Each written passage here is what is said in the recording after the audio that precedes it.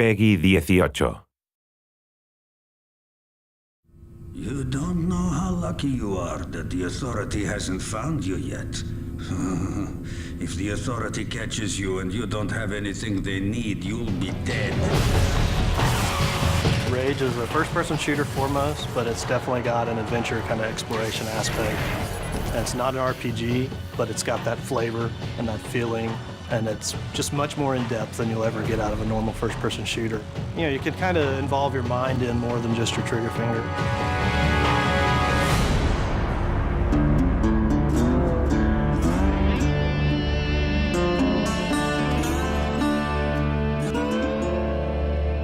Bad guys in the world, you know, we have everything. There's some bandits around the corner. Do what you can. The bandits are considered to be more the violent settlers that aren't really economically inclined, but they have desires and needs. Each bandit clan has a unique fighting style. It's ever-changing. For instance, the Ghost Clan. Hey, over there! They're very acrobatic. They can attack you from above or below.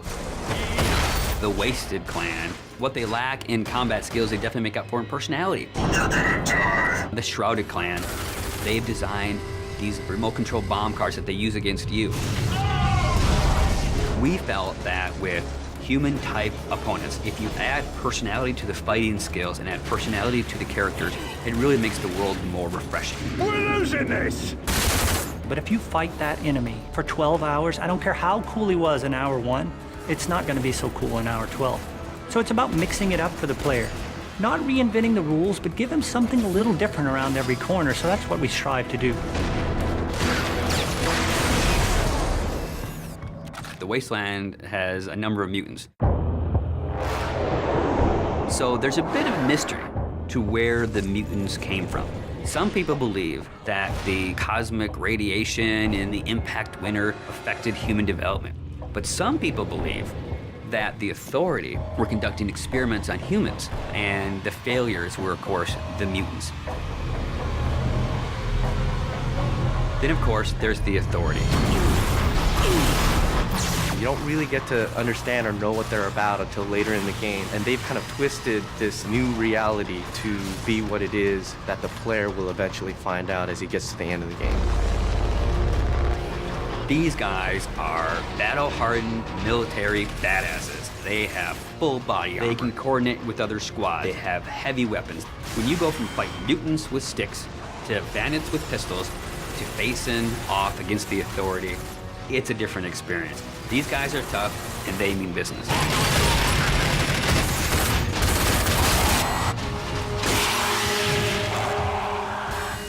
It is famous for having incredible graphics. So I wanted to have this real combat feel to it. Remember, to be of use to us, you must be able to move around freely. We decided to kind of make animations using motion capture. In Rage, we have upwards of 6,000 animations that have been created. One type of character may have 300, 400, 500 animations that go with them. By applying those animations, the character is starting to look a lot more interesting. You also look interesting. When you're actually in combat with an AI, they have multiple layers themselves.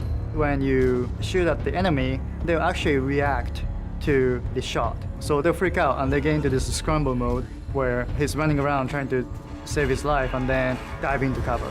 And this is not really scripted, it's just based on what you've done to the enemy, which will change the AI state, and then they will play these different state of animations. And you can interact with them at the time they're doing that, so it's not like they're just stuck in that particular animation. You can shoot them and kill them, and everything happens as you would expect. And all these things work seamlessly together to really make our AI stand out and feel like they're part of the world in a way that you haven't seen in a first-person shooter before. Well, enough with all that. When a player's interacting in a combat scenario, the important thing to do is give them choices. And there should never be a dead point when they're only thinking, oh, I'm just holding the trigger down to kill these guys.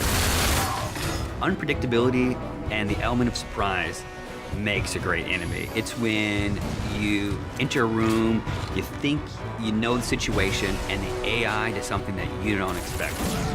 Because I don't want them thinking of it as AI. I want them to think, wow, that's the best combat experience I ever had.